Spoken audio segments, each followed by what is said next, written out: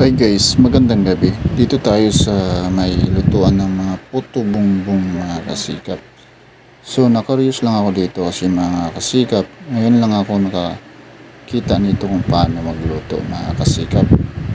So siguro ngayon lang ako makatikim nito mga kasikap. Tingnan nyo mga kasikap, ito ay gawa sa rice, flour. Tapos ang flavor nito mga kasikap is OB flavor mga kasikap.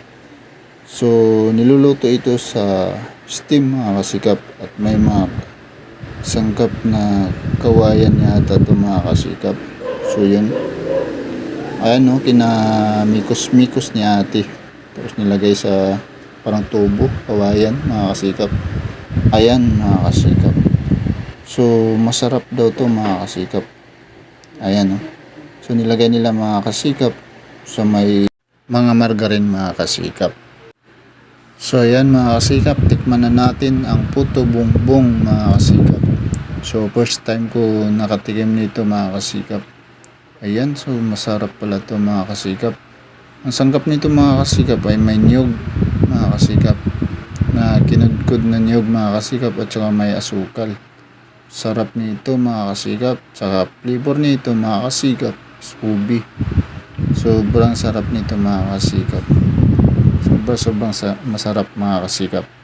So kung gusto nyong matikman to mga kasikap, pumunta kayo doon banda sa papuntang Simbahan Katedral o sa may paliko papuntang Biwok din mga kasikap. So malapit sa may iglesia mga kasikap. So ano pa hinihintay nyo? Puntaan nyo na mga kasikap para matikman nyo ito, ang puto bumbong ng Palawan mga kasikap. Sobrang delicious mga kasikap, masarap, good na goods mga kasikap. So ang binili ko nito mga kasikap, dalawang order, naubos ko mga kasikap. Let's go, thank you for watching, bye bye, see you sa next vlog. God bless all, peace out.